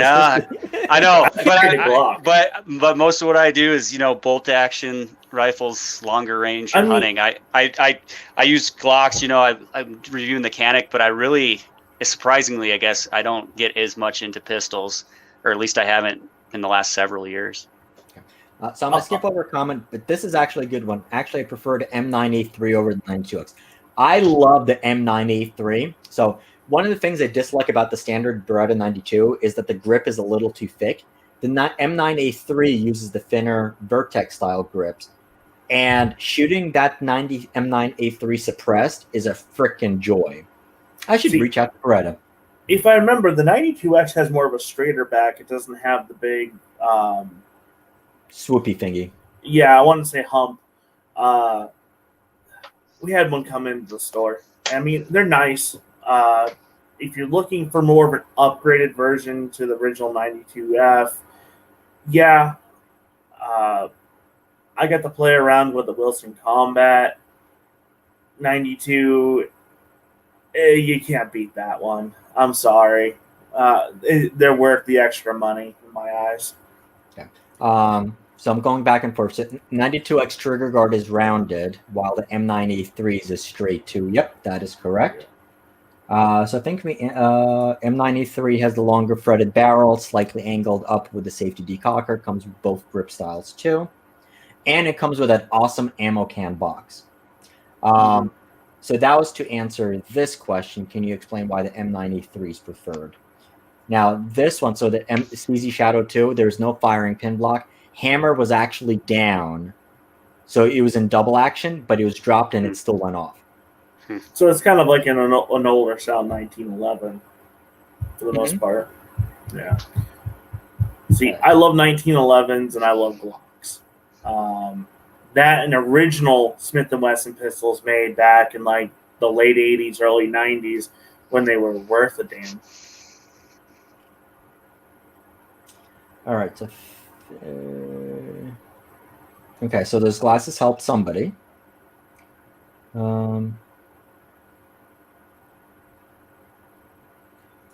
Drew, thank you for joining us. So this was actually really, really cool. Hope you get your power back. You told me where in the Northeast you were that you lost power, but like, yeah, we had 28 inches, but knock on wood, we're good. Although we're getting ready for more. Okay. Oh, so okay, good. We have optics questions. Ilya is back. Excellent. I have about 15 minutes. Oh, my light is off. Hold on. We're saving those questions for you. I'm a little worried that they're going to confuse me with some other TV character if the light is not good enough.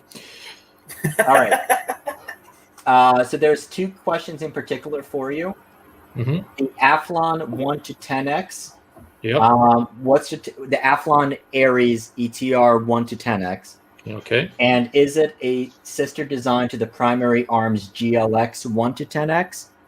Very likely. So I don't know for 100%. I know where the Athlon version is made, and optomechanically it should be a decent design. I haven't seen one yet. They're supposed to send me one, but I haven't seen it. The Primary Arms, does anybody remember how much they're going to be selling for the Primary Arms 1 to 10? Actually, have the not. price is going to give me a good idea. Give me 1 sec. I'm friendly with Marshall, the CEO of Primary Arms, so I need to ask him. But he's got a lot of interesting stuff going on, and I kind of willfully have to occasionally step back because I have too many things going on. But I would not be surprised if it was. But it doesn't have to be. So I know of at least 3 Chinese OEMs that have kind of decent 1 to 10 by 24 scopes coming up. I don't remember Marshall saying how much this thing cost, so I would need to look it up. If it's in the ballpark of $1,000 or so, it may very well be.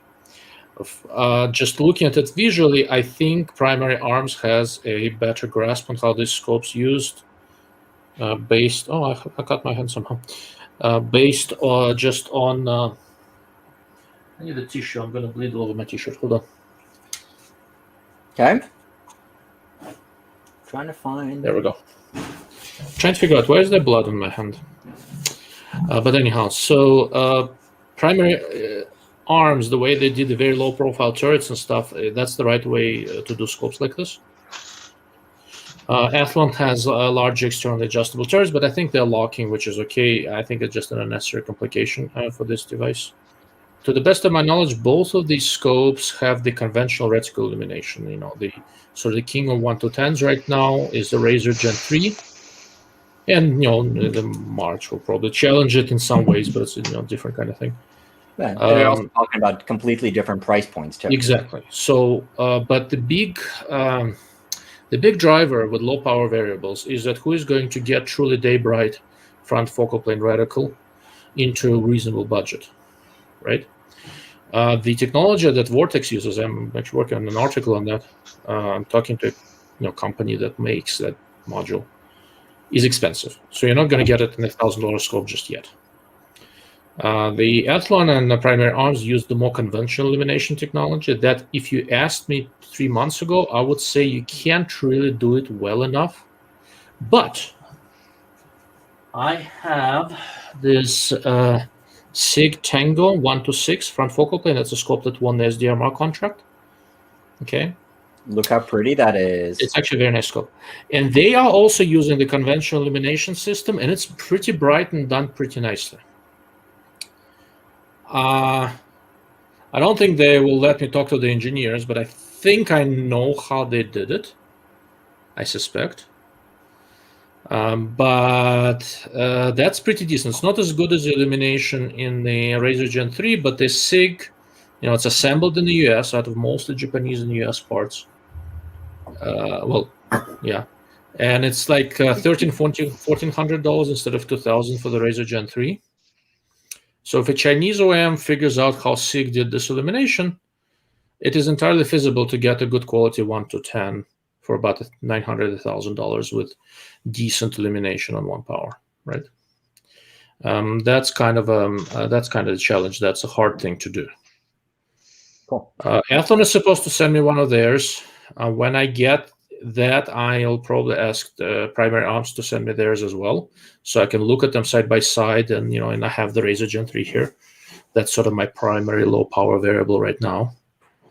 And I'll tell you guys how it stacks up. Yeah, and if so, I've been in contact with Athlon, and I think they were suggesting that same scope to me. I was also thinking about it for my proof research 6mm arc project. That could be cool. No, it's not. What do you mean? So one of the things that happens in order to get this high of an erector ratio, yes, into a rifle scope, is that on high magnification, depth of field starts suffering. Okay. So what's going to happen is that on a low power variable like that, that does not have side focus, you will start losing focus. Oh, it doesn't have side focus? No. Oh, okay. Never mind.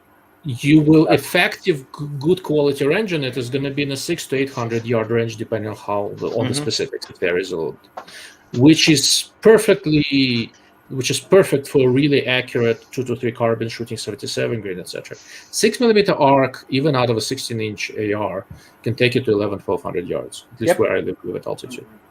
And for that, it's not enough. If you want a low power variable for that, March with the sight focus is the better choice. So I ran the March against the Razor Gen 3 for the last several months at close range and at long distance range. Razor Gen 3 in some ways is a better scope. Up close a little bit better. The reticle is better. Past 800 yards, March's sight focus and slightly better optics. March has very good optics. Yeah, absolutely. Made a difference, right? It's not the magnification, and you don't need a ton of magnification to shoot far away if you're careful and you don't make silly decisions. But you need to have focus control and parallax control. Okay. Yep. So what I'm going to do with my Razor Gen 3, next time I go to that part of the world, I'm going to go visit Vortex, and I'm going to ask them to reset the parallax on mine to 300 yards. And what's going to happen, it's going to extend the effective parallax range distance on that scope to about 1,000, 1,100 yards. It will focus at closer distances is going to suffer. Like using 10x at 60 power at 60 yards or something is going to be tricky, right? Because I'm just going to extend everything further. But I don't need it for what I use that scope. I don't need perfectly sharp 10 power at 60 yards. Yeah. I need it at longer distances, right? Yep. So that's a good thought. I didn't realize that Bear 1X doesn't have sight parallax. That's the only one right now in the market with sight focus, 1 to 10 is March. Yeah. And I think most people don't realize this, and we talked about this all the time, is that people think that it's more expensive to make higher magnification scopes, while in reality, it's more difficult to make a low power variable optic with a larger range. So larger rector ratios are hard. Very high magnification is also hard, right? Yeah. So to do really high magnification well is not so simple either. But Well, so I'm talking about, like, let's say a 60-30 or like a 60-20. Yeah, correct. So high erector ratios, meaning the ratio of magnifications, is hard. Look for the next PRS magazine. I have an article on that exact topic. And doing true 1 power is hard. And it is hard because of people looking through it. You know, if you're looking through a scope, and do this exercise sometime, take your variable scope, low power variable, any variable scope. Look at something, put it on 6 power, walk away, have your friend change it to some other similar magnification, like 7 or 5 or whatever else. Come back and look at it. And if you don't look at the magnification, you can't really easily tell the difference what is 6 power, what is 7 power, what is 5 power. If you do them side by side, you can figure out which one zoomed in a little more. But otherwise, we are not good at determining how much magnification we're looking at all. However, we all know what 1 power, meaning no magnification, looks like. And getting that dialed in with low distortion consistently across the field of view is really, really tricky. That's one of the reasons why with low power variables, you are paying some cost in money and in weight to get it done right. Because 1 power is hard. 1.5 is much easier. Very cool. Yeah, and so once again, if you guys are new and you're not familiar with Ilya, this is his business. Optics is his world, and that's why I let him speak. Now, along the same lines, you can't take away my voice. Freedom. Oh, there you go. Stephen, my understanding, Stephen has to run, so let me give him a quick spotlight. Thank you for joining us, bud. Yeah, I appreciate it. It was fun chatting with everybody. It seemed like we were able to help some people, so that's a good thing. But yeah, my name's Stephen Bresnaugh. I have the YouTube channel Bullets for Bucks, all one word. It's the number 4. A lot of people put the word 4 in there, and then they can't find me, but number 4. And I have a website, Instagram, Facebook page, YouTube, all of it. So you can find me there. But yeah, it was nice chatting with you guys, and I'll look forward to talking to you all again. Have a good night. Thank you very much. Good night, Stephen. See you, bud. See ya. Right. So, Ilya, the other question we have for you, Vortex primary arm, Swamp Hawks, what 1X prismatic sight do you prefer? Looking for an affordable prismatic sight for home defense pistol. And once again, so you don't want to listen to Ilya too much because he's going to cause your wallet to go down. It's like a cause and effect. Not in this category, actually. In this category, I'm going to say something completely opposite. There you go. So go ahead, buddy. So this is a developing topic, so you should probably ask me this in a month and a half or two. Generally, in the past, to get a good prismatic scope, you had to get an Alcan or something similar. This guy, for example, right? That's an Alcan. That's what, 2,500? This is about 1,500, something like that. Wait, which, that's the fixed one, right? Yeah, fixed one. Okay. And it's excellent. It's amazing. And I'm not giving it up. But if I was buying a prismatic scope, no way in hell I would spend that much money. Because this latest batch, within the last year, of Chinese manufactured prismatic scopes from better Chinese manufacturers has gotten excellent. Right now, the best 1 power in the market is the Swamp Fox blade. It's a little bit on the large side, but it is very, very good. Primary Arms has a new one coming out. That's excellent. The existing Cyclops is not as good as Swamp Fox. The new one that's coming out looks very, very interesting. So I need to get it here so I can take a look. There is a really good 2 power from Primary Arms, just excellent. There is a really good 3 power from Swamp Fox. There is a really good 3 power from Burris, 3 and 5 from Vortex. And once one of the OEMs does a really good 1 power design, it kind of propagates through a few manufacturers. But right now, if you have to buy right now, Swamp Fox is very, very good. If you can wait for a couple of months, there'll be probably 2 other contestants. And they are in the $300 range for the most part, I think. Awesome.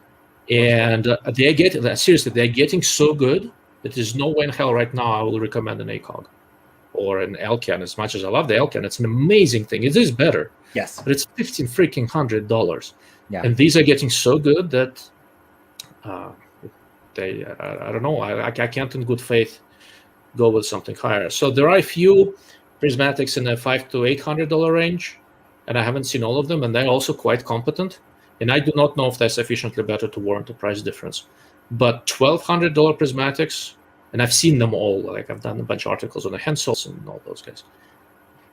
Right now, they're not worth the money. They're not sufficiently better than this, right? Usually, it's very hard to say, well, is this worth the price difference? Because, to who? To you? To me? I don't know. In this case, I can confidently say that the $1,200, $1,500 prismatics right now are not worth the price difference. Yep. All right. So we're gonna, yes, we're both of the same heritage, although I was quite a bit younger when we came here. And then, so along the same lines, there's a question of, and actually, guys, so I want to wrap up in about 12 more minutes. Well, I need to go in a couple of minutes. So if there's anything else optics, let's do it now. Then I have to say goodbye. For an affordable and small magnifier 3x, what do you recommend? Straight out and tight budget considerations. Yeah, same one. Vortex Micro 3x. Just get that. What? No speech? Nope. So there are several other. This is totally not him. Yeah, there are several other magnifiers, which is the same magnifier, just relabeled by American Defense Manufacturing and EOTech, etc., that are just a little bit more money than the Vortex charges. That's it. So there are several magnifiers that are like $100 and less, but they have problems. This one is about $300, which I guess is sort of budget. It's still a lot of money, but a 3-power magnifier at pretty much any cost. If I was getting one right now, at 3 power, it would be the Vortex Micro 3X, and at 4 power, it would be SIG Juliet 4, which is actually assembled in the US, which is nice. And if you want to go higher magnification, it gets iffy, and then you have to spend a lot of money for the 8.6 power, which is somewhere in this pile of optics. Yeah. So actually, one of the first videos that I did, it wasn't on this channel, but it was a prismatic. It was the Wolfhound, Sightmark Wolfhound 6X. It's a pretty damn nice, and I beat it, I've thrown it. It's decent. Nice. It's perfectly respectable. Yeah. There's nothing especially wrong with that one. But if you look carefully, there is vignetting and field of view is a little bit narrow. The basic problem with 6-power prismatics is that to get a large field of view, you need very large prisms and everything really gets big. If you sacrifice field of view, you can get away with it with a magnifier because you can just flip it to the side and have your red dot. But a prismatic scope that's narrow field of view is just not a good idea, right? That's one of the advantages of that thing. So the stuff like the Wolfhound, although it's a perfectly respectable design, is basically gets killed by low power variables. Yep. But the smallish prismatics, like these 2-power primary arms, they have their place because they're so much smaller than the low power variable scope of the mount that there is a place for them. Yep, absolutely. Yeah, and it's amazing. I mean, just the developments we've seen over the last couple of years in the scope world, where you have a lot of Chinese OEMs that you don't need to spend thousands of dollars to get a respectable scope. I mean, prime example, so like the Element Optics Helix front focal plane optic is really nice. I like the Titan, even though it's a little bit of a heavier beast, but in some cases, heavy is actually good. We've had the Vortex Strike Eagle, and we've seen the impact that's having on the industry, and more. And it looks like Crimson Trace is taken a little bit seriously in that direction as well.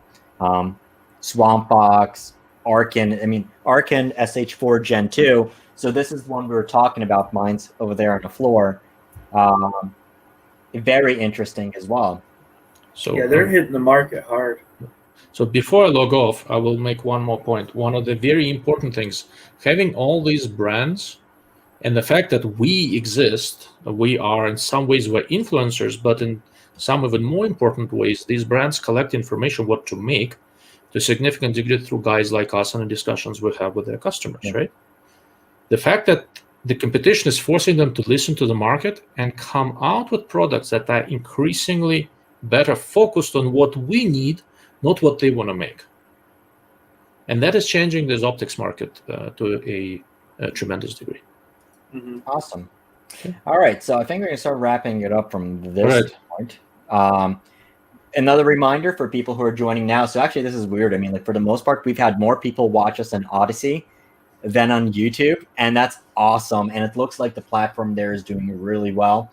I mean, we've been going for just an hour and 50 minutes. I didn't plan for this long, but it's been going strong. People are chatting. It's awesome.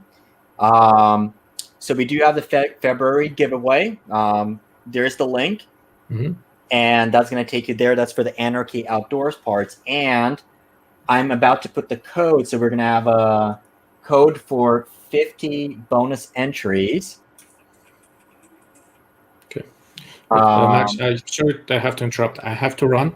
Oh, go ahead. I'm going to do a live cast next week. Please connect me with whoever is doing this stuff for Anarchy.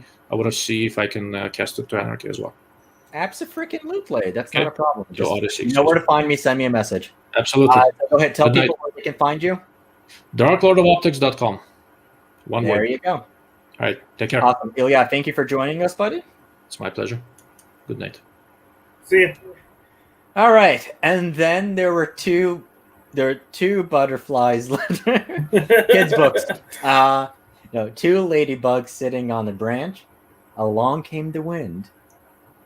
And then we're all home. All right. So I think we're going to start wrapping up because I still got to go grocery shopping. Okay. So you can once you have the code, you can put it in at any time. So when you go on to the giveaway, there's 2 secret codes. So one of them is for Squad channel members on YouTube. That gets you, I believe, to 50 entries. And then the other code, there's another place to put in that code that I posted in the live stream on Odyssey. And that's going to get you 50 bonus entries into this month's giveaway. So this is awesome. I'm excited.